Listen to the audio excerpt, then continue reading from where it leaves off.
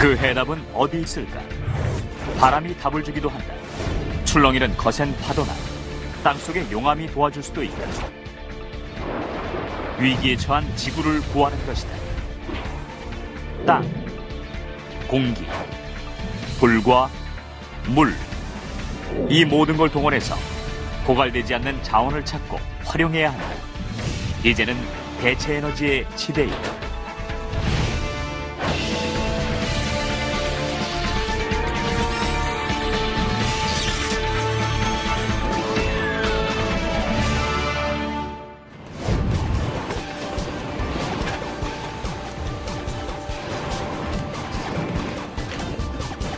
세계적인 물류 배송 회사 페덱스가 움직이고 있다. 캘리포니아 오클랜드 국제공항에 위치한 이곳은 태평양 지역을 담당하고 있는 거대한 물류 중심지이다. 일하는 근로자만 해도 1,700명에 이르고 최신 컨베이어 시스템이 1년에 8,500만 개의 물건을 분류한다. 우리가 이곳에서 처리하는 물건은 하루에도 25만 개가 넘어요. 그래서 한 달에 사용하는 전기도 거의 45만에서 50만 킬로와트나 됩니다. 이 엄청난 전력 수요를 해결하려고 페덱스에서는 자체적인 발전기를 가동하게 되었다. 그런데 시끄럽게 움직이는 기계도 없다. 기계가 설치된 곳은 지붕이다.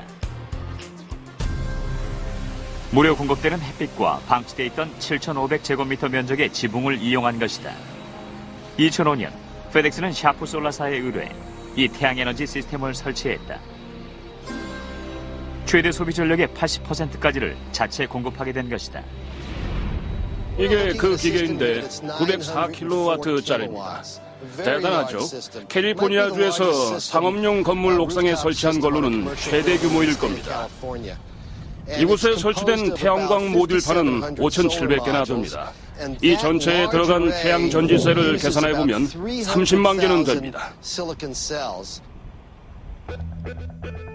태양빛이 이 실리콘 셀에 부딪히면 전자가 발생한다. 그 전자가 모여서 전류가 만들어진다. 다음, 그 전류가 금속 전극을 타고 이동된 후에 회로가 완성된다. 보통 셀 40개가 모여서 모듈판 하나가 된다. 변환기에 따라 모듈의 개수도 달라진다. 전체 모듈에서 전력이 나와 모여지면 다음 변환기를 통해서 내려갑니다. 이때 직류 전력을 교류 전력으로 바꿔 사용하게 되는 거죠. 바로 그 순간이다.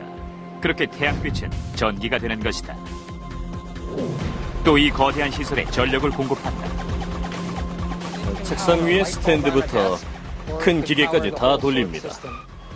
태양빛으로 전기를 만들면 좋은 점이 많은데 그중 하나는 이 시스템에서 가장 많은 전기를 만드는 시간이 바로 전기요금이 가장 비싼 시간대인 한낮이라는 겁니다. 또 만들어진 전기가 건물에서 사용하고도 남을 경우에는요, 남은 전력이 전력망으로 돌아가서 미터기를 거꾸로 돌리죠. 그리고 이 기계는 유지 보수비가 거의 안 들어요. 얼마나 좋은지 몰라요. 환경에 무해한 자원으로 전기를 만들고 일도 열심히 하잖아요. 여전히 최고의 서비스를 제공하죠. 환경적인 면에서는 효과가 얼마나 있었을까? 25년간 페덱스가 햇빛 대신 일반 전기를 사용했다면 이산화탄소 1만 톤이 발생됐을 것이다. 자동차 2,100대가 뿜어내는 이산화탄소의 양이다. 또 화석연료가 고갈되어 가면서 그걸로 만든 전기는 가격이 올라간다. 게다가 지구는 화석연료 연소가스로 신음하고 있지 않은가? 이 시대에 필요한 기술 혁명은 바로 대체 에너지다. 21세기는 새로운 시대입니다. 모든 건 달라져야 돼요. 이제는 아이들까지도 고갈되지 않는 에너지원 개발에 관심을 보입니다. 대체 에너지가 해결책이 됐죠. 태양빛, 바람, 물, 지열에서 식물 바이오매스까지 모두 무한한 자원이다. 이 모든 것은 가치가 높은 에너지원임이 이미 증명됐다. 태양빛 역시 전혀 고갈될 염려가 없다. 1시간 동안 지구가 태양으로부터 받는 에너지는 전 세계가 1년 동안 사용하는 에너지보다 많다. 현재의 기술로 태양 광판을 1만 제곱마일, 즉 네바다주 면적의 10% 정도에 설치하면 이것으로 미국 전체의 소비 전력량을 다 공급할 수도 있다. 태양빛을 전기로 변환시키는 광전 변환공학은 20세기에 들어와서야 개발됐지만 사실 일상생활에서 태양열을 이용한 건 그 역사가 꽤 길다고 할 수도 있다. 최초로 태양열을 활용한 예로 남양집을 생각해보자. 고대에는 미국 남서부 지역에 아나사지 인디언 등 많은 사람들이 남쪽을 향하게 집을 지었다. 태양이 남쪽 하늘에 낮게 오래 떠있는 겨울에 일사량을 확보하기 위해서다. 또 남양집은 태양이 북쪽에 높이 떠있는 여름엔 안으로 들어오는 빛의 양도 적다. 지금도 남양집을 많이 짓는다. 그리스인들은 도시의 모든 도로를 계획해서 만들었어요. 그래서 겨울엔 태양빛을 난방으로 이용할 수 있고 여름엔 시원하게 지낼 수 있도록 집을 지었죠. 로마인들은 그걸 더 발전시켰어요. 투명한 유리를 이용해서 그걸로 따뜻하게 지냈던 거죠. 그래서 창문을 유리로 덮은 겁니다. 그걸 헬리오코민이라고 불렀는데 태양열, 난로라는 의미죠. 2000년이 지난 19세기에 이와 유사한 기술이 개발됐다. 태양열 히터를 설치한 것이다. 일단 태양빛을 유리 지별기에 모은 다음 그 열로 단열 유리 파이프 안에 있는 찬물을 데워서 사용했다. 그리고 20세기에 들어서면서 캘리포니아주 패서디나에는 태양열 온수기를 사용한 가구가 전체의 30%나 됐다. 지금도 이 방식을 이용하는데 춥거나 구름 낀 날에도 수백만 가정에 온수가 저렴하게 공급되고 있다. 거의 모든 가정에서 천연가스는 온수를 만드는 용도로 가장 많이 이용되잖아요. 그런데 태양열로 온수를 만들면 훨씬 저렴하죠. 태양열 에너지는 전기도 저렴하게 공급할 수 있다. 캘리포니아 모하비 사막에 있는 이 거대한 태양열 발전소에서는 햇빛을 에너지로 만들 때 태양광 발전 패널을 사용하지 않는다. 대신 거울에 초점을 따라가며 얇은 관을 설치해서 바로 이 관에 태양빛이 모이게 한다. 이 관에는 합성 기름이 흐르는데 이 기름은 높은 열까지 올라간다. 섭씨 1000도까지 올라가죠. 정말 뜨겁습니다. 뜨거운 부위에는 절대 손이 안 닿게 조심해야 됩니다. 여기에 닿으면 그대로 구멍이 생길 정도예요. 이렇게 뜨거운 오일은 물을 증기로 만들고 그 수증기가 터빈을 돌린다. 다음 오일은 폐쇄 회로를 다시 순환하게 된다. 기후가 더운 지역의 태양열 발전소는 보통 전력망 발전소보다 저렴한 가격으로 메가와트급의 전력을 공급한다.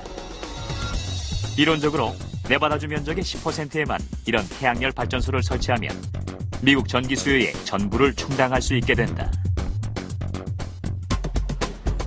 한편 태양광 전기 기술은 개발 2세기를 맞이하고 있다. 이 기술은 1904년 아인슈타인이 빛이 광자라는 작은 에너지 입자로 이루어져 있다는 걸 증명한 것과 밀접한 관계가 있다. 이 광자를 전기로 바꾸는 것이다. 이 기술은 1950년대 우주 탐사에 힘입어 엄청난 발전을 거듭한다. 1950년대 발사된 최초의 인공위성 스푸트니크 1호, 2호에 수백만 달러의 트랜지스터를 설치했는데 10일 만에 망가졌어요. 플래시라이트 배터리를 썼기 때문이죠. 세계 최초의 인공위성이 드디어 완성됐습니다. 그러나 미국이 개발한 태양열 전기 인공위성은 대단한 성공을 거뒀다.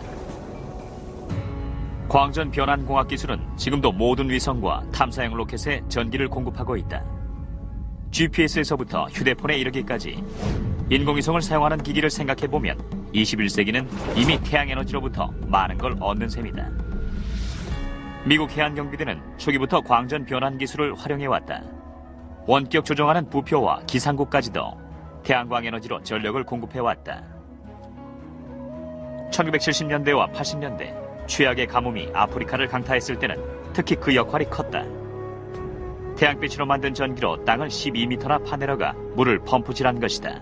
수많은 생명을 구했다. 햇빛을 에너지로 이용하는 중요한 용도 중 하나는 이렇게 저개발국에 식수를 공급하는 겁니다.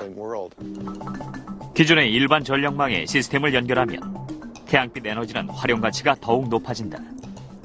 예를 들어 침실이 2개인 교회의 주택은 지붕의 태양열만으로도 필요한 전력량을 2배까지 공급할 수 있죠.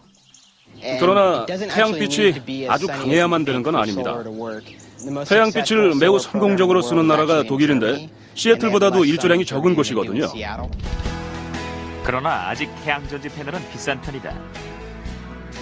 그래서 태양광 전기는 보통 전기보다 2배에서 5배 정도 비싸다.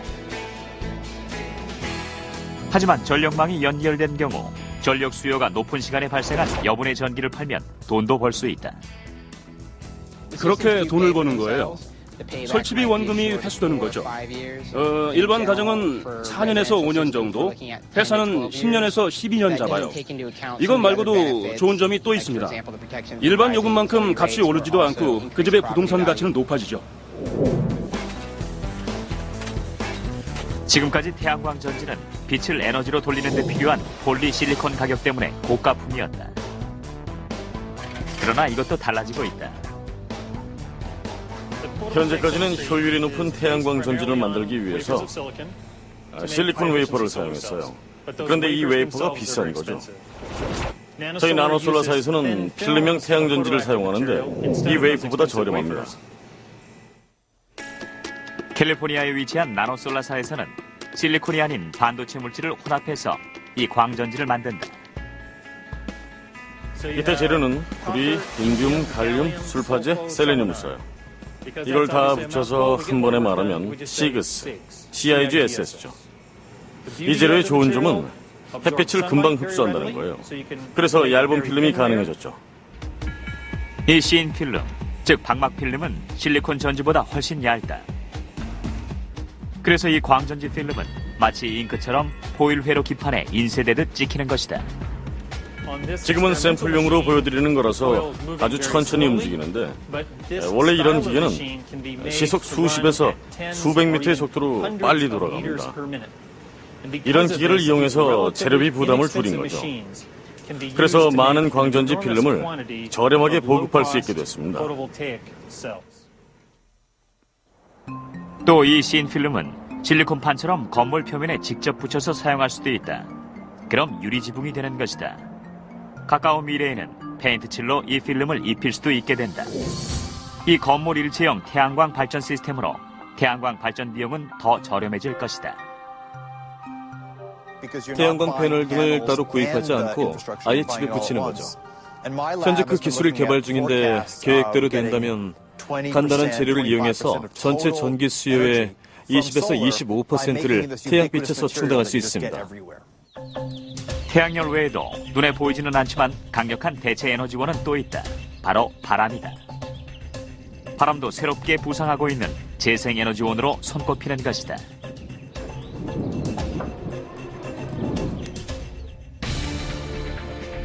이스라엘 정부는 태양열 히터 설치를 의무화했다.